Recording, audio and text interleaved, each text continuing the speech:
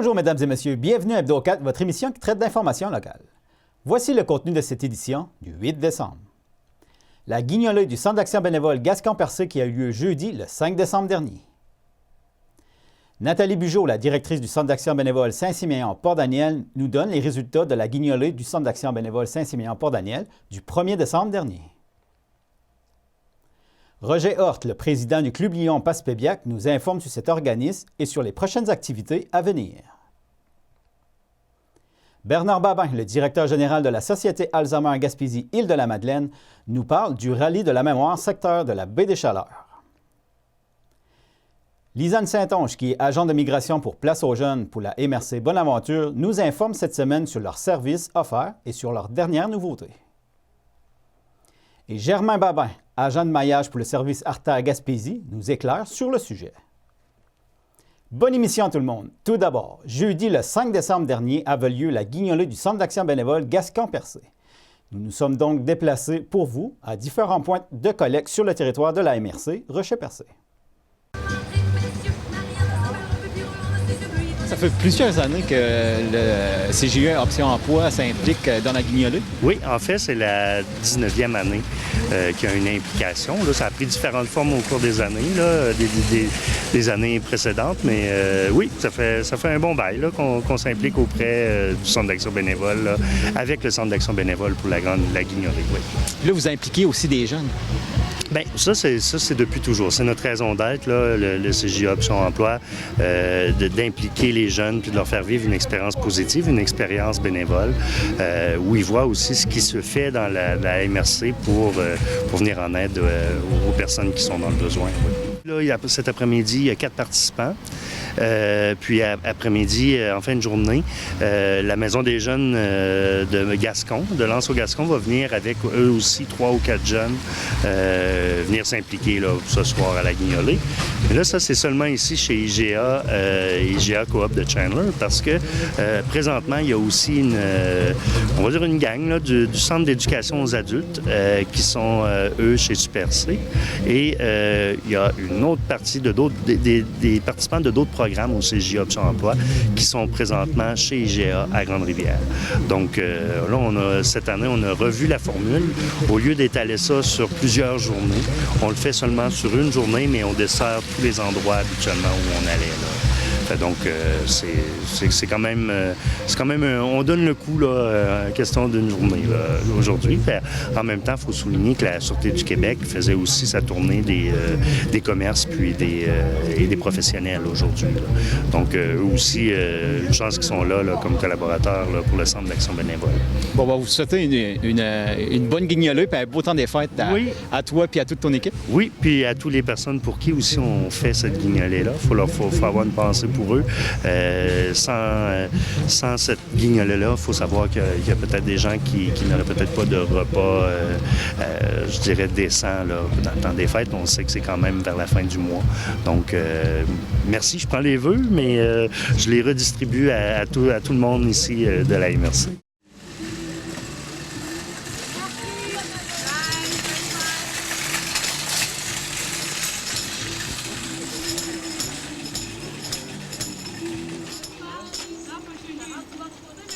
C'est sûr que la guignolée, c'est important pour notre MRC. Là, c'est sûr que c'est une campagne de financement qui est superbe parce que dans le fond, ça permet d'aider beaucoup, mais beaucoup de gens. Puis dans le passé, moi, quand je l'ai fait, là, c'est toujours avec des grands honneurs qu'on donne ça et tout ça. Puis quand que les gens viennent pour nous voir, ben c'est toujours avec une générosité vraiment hors pair. Là. Fait que c'est vraiment un événement qui est gagnant dans notre MRC. Je souhaite un super temps des fêtes à tout le monde et tout ça. Puis on les remercie pour leur générosité. Merci.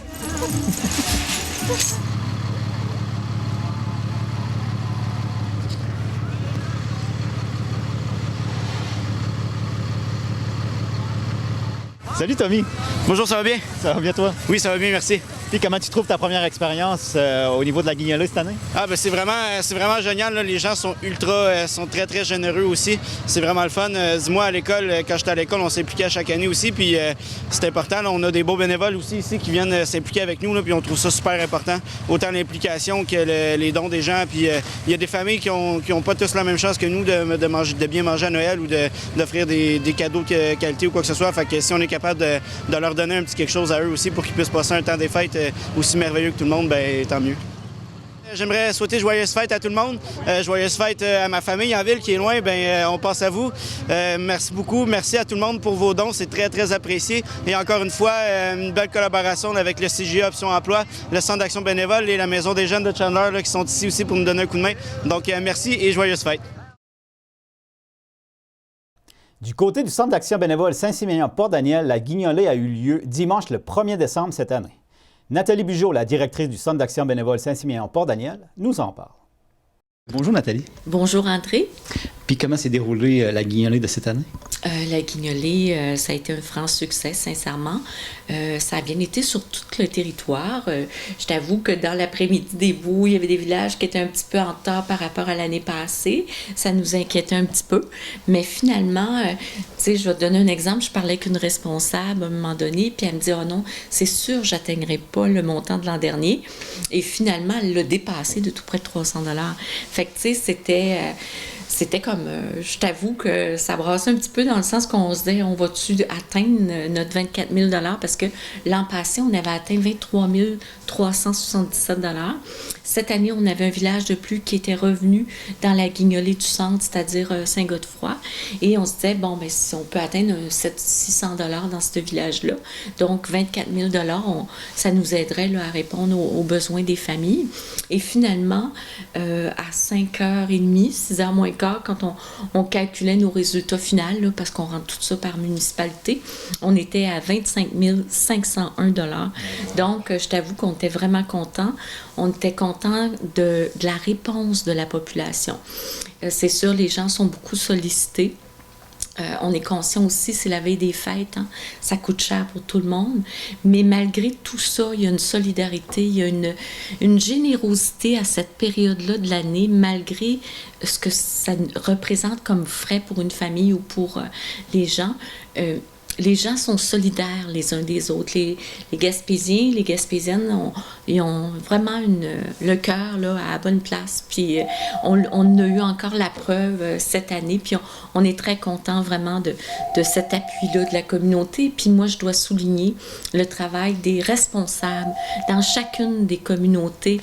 Les clubs sociaux, par exemple, je pense Chevalier de Colomb, Pompiers volontaires, les MDJ qui nous ont ouvert leurs locaux comme Saint-Hésiard et Bonaventure. Je pense comité pastoral paroissial, les municipalités aussi qui nous ont ouvert des locaux pour des points de chute, tout ça. Donc, tout ce beau monde-là, puis tous les bénévoles qui étaient sur le terrain, c'était plus de 200 bénévoles sur le territoire qui avaient TUC et Petite Banque, là, tout ça. Donc, tout ce beau monde-là, puis tu sais, le matin, il faisait comme pas chaud, mais après, ça s'est comme réchauffé un petit peu. Donc, on était vraiment contents de la réponse de la communauté, autant de la participation des bénévoles que de la réponse financière du milieu. Et il faut dire qu'il y a un peu de nourriture aussi qui est rentrée cette année. Et je remercie aussi la population. Cette nourriture-là a été remise à la banque alimentaire de notre secteur, c'est-à-dire le collectif alimentaire ici à Passepébiac. En terminant, c'est ça, j'aimerais vraiment souhaiter un joyeux temps des fêtes à tout le monde qui, dans le fond, nous supporte au Centre d'action bénévole, supporte la communauté, à tous les gens qui œuvrent bénévolement dans la communauté, mais aussi à toute la population, parce que quand le Centre organise quelque chose, je pense à la guignolée, qu'on fait un événement ou autre, on se sent appuyé de notre communauté. Donc, je souhaite vraiment la santé pour 2020. Je souhaite vraiment la paix à tout le monde parce que je trouve que c'est drôlement important qu'on vive dans un milieu en paix. Et bien sûr aussi, je souhaite vraiment la prospérité à la région.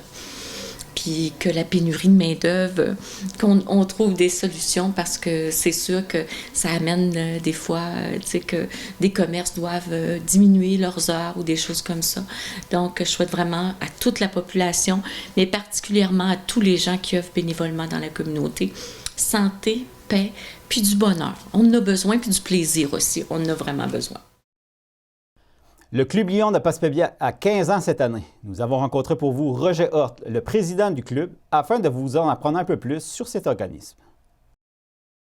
Le Club Lion, c'est un organisme à but non lucratif qui s'occupe surtout des jeunes, les personnes malheureuses, les personnes réellement en détresse. Par exemple, les petits-enfants. On sait qu'il y a beaucoup de familles qui sont séparées, et il y a des petits-enfants aussi qui cherchent tout le temps.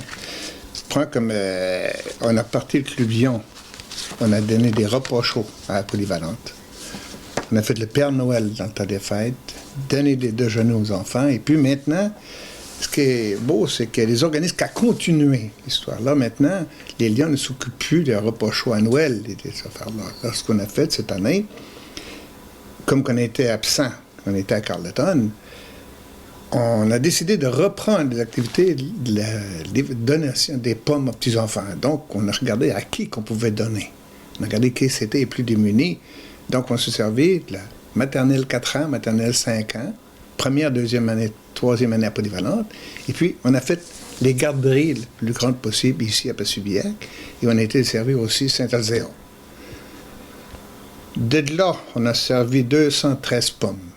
Notre secteur, nous autres, on n'est pas limité à dire aux gens de Passepébiac.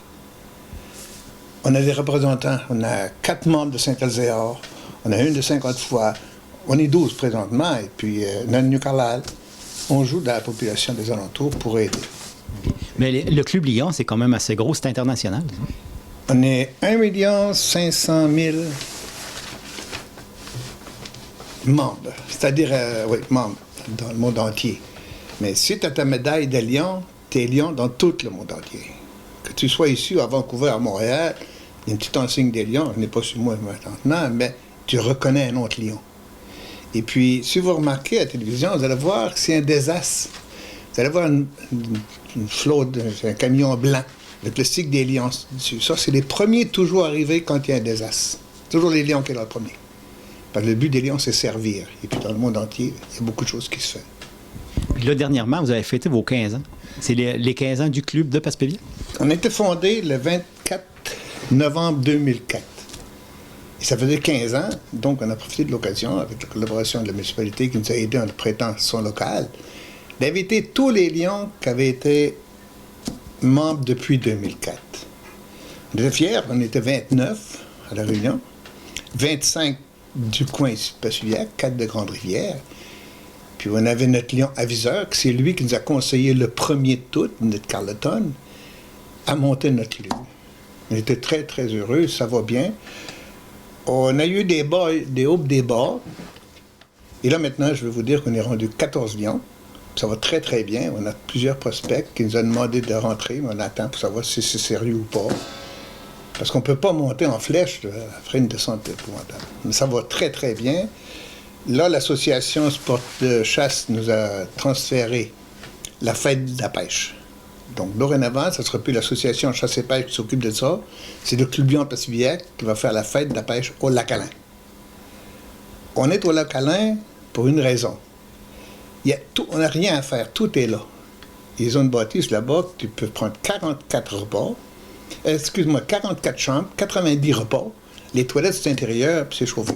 S'il y a des gens intéressés à faire partie du Club Lion, y a-t-il toujours de la disponibilité? Oui, on est ouvert, on a un site web, tu vois ça, Club Lion Passepébiac.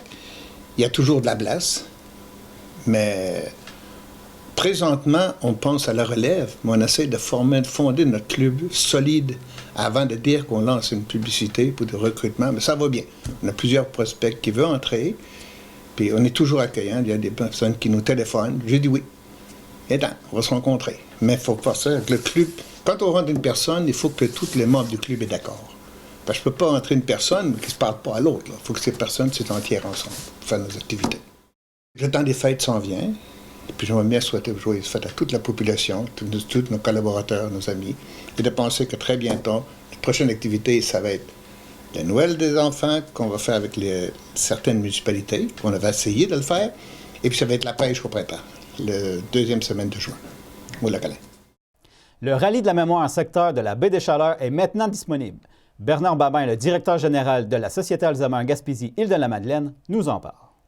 C'est sûr, au départ, quand on parle de la maladie d'Alzheimer, puis on parle de nos proches aidants, ben avec la région Gaspésie-les-Îles, qui est quand même assez vieillissante, ben c'est sûr qu'on est touché, puis on a de plus en plus là, de demandes de la communauté. Puis là, il y a une augmentation de cas d'Alzheimer et de personnes qui ont besoin de vos services. Oui, bien c'est sûr, la maladie d'Alzheimer, c'est rendu un problème mondial avec le vieillissement de la population. Dans les prochaines années, ça va être des années très, très importantes pour nous, pour notre organisation, avec des grands défis, parce qu'on s'attend que partout au Québec, bien, le nombre de personnes atteintes qui vont avoir un diagnostic devrait doubler d'ici 5 ans. Donc, si on parle plus pour notre région, que présentement, on parle qu'il y aura environ 2000 personnes qui ont des pertes cognitives sur le territoire Gaspésie-les-Îles, bien, d'ici 5 ans, que ça devrait doubler. Donc, ça veut dire qu'avec la Société Alzheimer, Gaspésie-les-Îles, on ne manquera pas là, de défis pour arriver à travailler avec les proches aidants. Pouvez-vous nous résumer les services que vous offrez? Bien, les services, tu sais, tout d'abord, la mission de la Société Alzheimer, c'est simple, c'est travailler avec les proches aidants pour leur offrir de l'information, du soutien, leur parler de la maladie d'Alzheimer. Puis le deuxième volet, c'est de travailler avec les personnes atteintes en activité de jour et également, ça peut être des rencontres à domicile. C'est vraiment de travailler en concertation avec les familles là, pour rencontrer également les personnes atteintes. À chaque année, là, on a un rallye recherche qu'on appelle le rallye de la mémoire. Oui, c'est une activité de financement, mais on s'entend que c'est pas l'objectif principal. C'est une activité qui vise à stimuler le cerveau. Donc, on peut le montrer, là, ça s'appelle le rallye de la mémoire. Puis, c'est que c'est fait avec une équipe de bénévoles de la Société Alzheimer aux îles de la Madeleine. Donc, le rallye, il est disponible autant aux îles que sur le territoire de la Gaspésie. Puis, l'an passé, on a quand même vendu là, plus de 500. Donc, c'est des questions qui touchent la Société Alzheimer, puis qui touchent également l'histoire là, de la Gaspésie-les-Îles. C'est vraiment un rallye là, qui est intéressant. Puis, il y a également des prix à gagner, des prix de participation. Fait qu'on invite les gens qui veulent en avoir une copie, bien, qui peuvent nous appeler. Au bureau à la Société Alzheimer, où ils peuvent se procurer chez J.M. Arsenault à Carleton, Bonaventure, puis dans la baie des Chaleurs, également dans la bibliothèque à Saint-Siméon et Passepébiac. Là, c'est la deuxième année? Plus que ça, même, je dirais c'est la 5e édition. Donc, c'est vraiment là, une activité qui est bien rodée. Puis, à titre d'information, on peut dire qu'on a aussi un livre qu'on vend au coût de 10 $ qui s'appelle « Jeux et stimuler la mémoire ». Ça, c'est 300 jeux. Puis, ça s'offre très bien en cadeau. Puis, c'est également au coût de 10 $. Donc, les gens qui veulent s'en procurer une copie peuvent nous appeler directement au bureau, là, au 534-1313. C'est quel genre de jeu, au juste? Ça, c'est des jeux encore de mémoire, des jeux mots croisés, mots mystères, il y a des intrigues. Fait que c'est vraiment intéressant, là. C'est vraiment pour tous les âges? Ah, vraiment? Oui, ça peut être, je dirais, à partir là, de peut-être les gens qui ont une dizaine d'années jusqu'à l'âge adulte, là, sans problème. Puis là, qu'est-ce qu'il y aurait à surveiller du côté de la SAGE prochainement? Qu'est-ce qu'il y aurait à surveiller? Bien, c'est sûr que la marche Alzheimer, on commence à travailler sur cette activité-là. Ça va déjà être la 14e édition l'an prochain. Donc, là, partout sur le territoire, il y a déjà des activités pré-marche, mais là, on a après là, bouclé nos comités organisateurs pour être prêts en janvier à remettre les formulaires des marcheurs élites, recruter les bénévoles. C'est quand même une grosse organisation pour nous, là, avec environ 600 bénévoles qui s'impliquent Gaspésie-les-Îles à l'activité de la marche Alzheimer. Donc ça, c'est à surveiller. Puis sinon, c'est vraiment le maintien là, de nos activités avec les proches aidants et les personnes atteintes. Puis en terminant, c'est environ combien de personnes que vous aidez par année? Bien, si on se fie à la dernière année, on avait rencontré 600 proches aidants. Gaspésie-les-Îles. Qu'est-ce qui est important de mentionner, c'est qu'on a également 7 points de service en Gaspésie et 1 aux îles de la Madeleine. Donc, on a vraiment la chance d'avoir des intervenantes de proximité qui sont partout sur le territoire. C'est pour ça que ça nous permet de rejoindre beaucoup de proches aidants. Et ça varie, là, mais peut-être là, 250 personnes avec des pertes cognitives qui avaient été rencontrées au cours de la dernière année.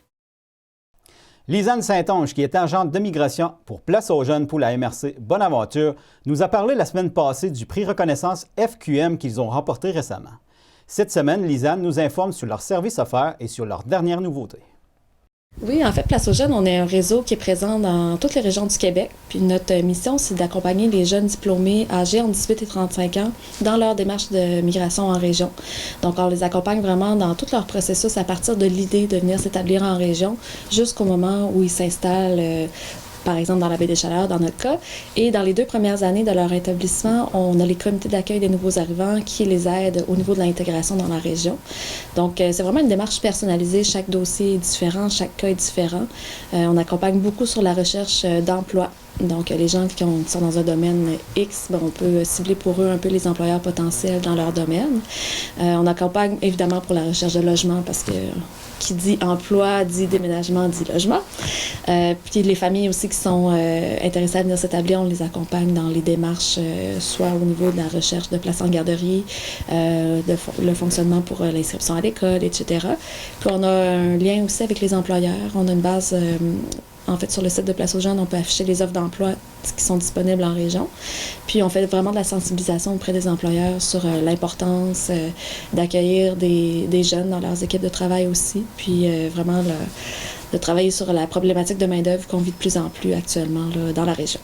Y a-t-il une augmentation des jeunes qui décident de venir en région? Oui, bien en fait, chaque année est un peu différente, mais si je prends le cas de la MRC Bonaventure pour cette année, depuis le mois d'avril, on a eu plus de déménagements que dans les 12 mois passés. Donc, il y a vraiment une forte augmentation dans les derniers mois de jeunes qui veulent venir ou revenir s'établir dans la région. Donc, ça, c'est vraiment encourageant pour nous. C'est de la main-d'œuvre qui arrive, on en a besoin.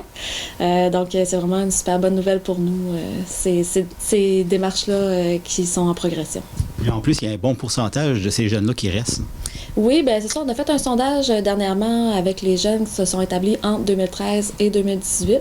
Puis ceux qui sont arrivés là, dans les dernières années, là, on a un taux de rétention de plus de 70% de ces jeunes-là qui sont encore dans la région suite à leur déménagement. Donc, on est vraiment satisfait de ces statistiques-là. On aimerait que ça soit encore plus, évidemment, mais on a un bon taux de rétention. Là. Une fois que les jeunes décident de venir s'établir dans la région, bien, ils sont là pour longtemps.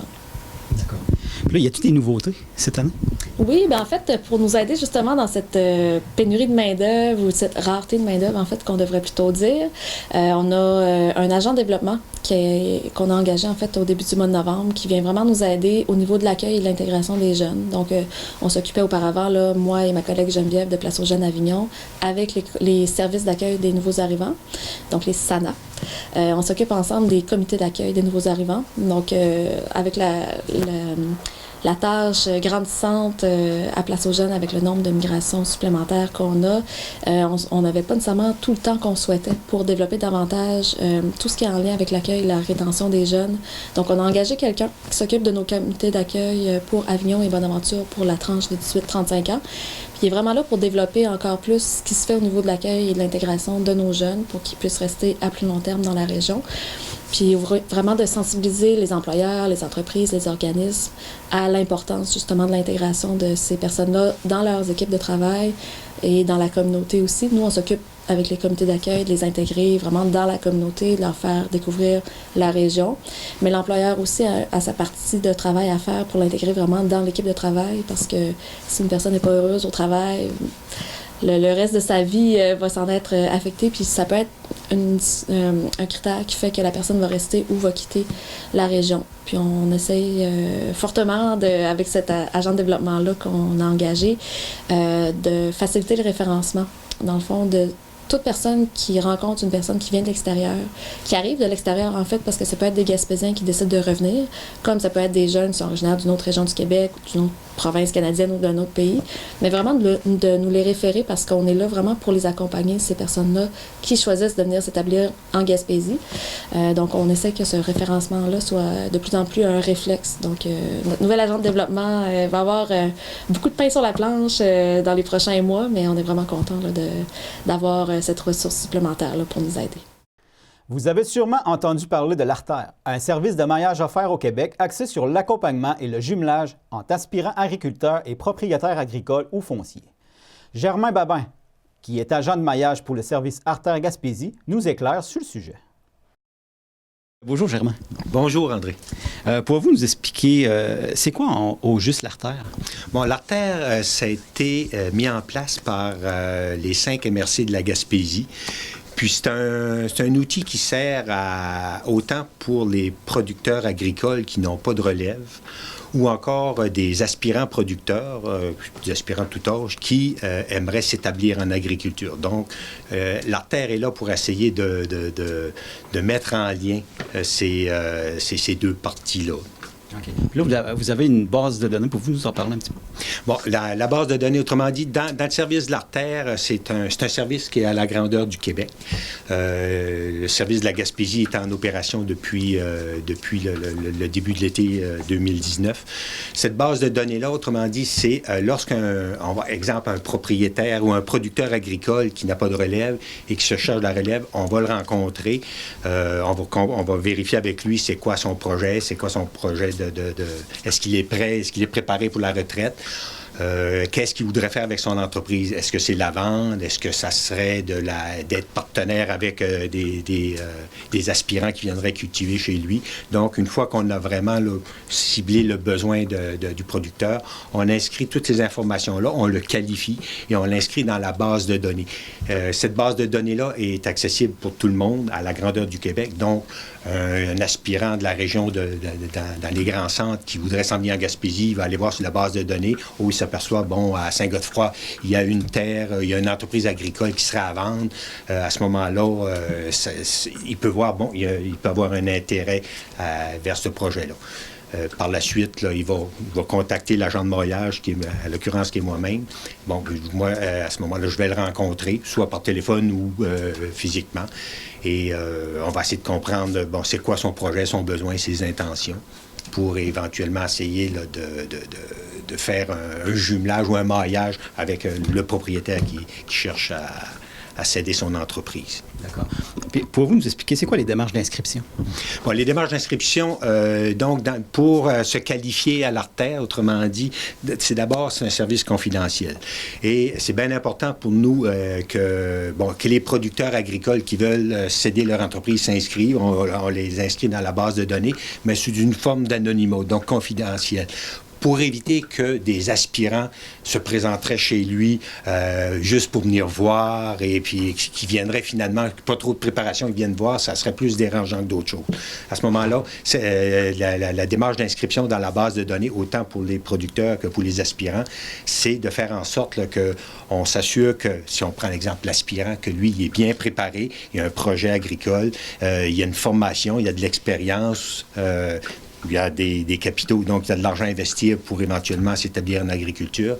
Et lorsqu'il est qualifié, et à ce moment-là, et qu'on organise une rencontre de maillage entre les deux parties, si ça clique, autrement dit, s'il y a une relation de confiance qui s'installe, là, on pourra aller plus loin, que ça serait une entente de jumelage. Donc, ça peut venir jusqu'à la signature d'une entente, d'offre d'achat, etc.